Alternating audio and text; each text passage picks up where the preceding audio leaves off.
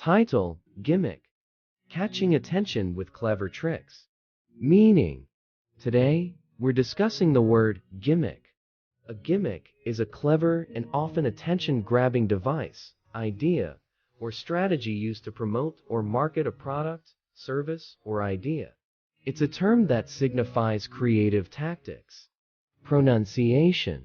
Pronouncing gimmick is simple, gimmick, with a soft G and a short I. Use in a sentence. For example, the advertising campaign used an interesting gimmick to make the product stand out and attract customers. Importance. Gimmicks are essential tools in marketing and entertainment, as they engage and captivate audiences, making them an important part of creative endeavors. Conclusion.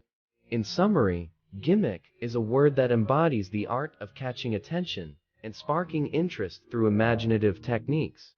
Thanks for joining us today on your channel name. If you found this information helpful, please give it a thumbs up. And don't forget to subscribe for more educational and informative content.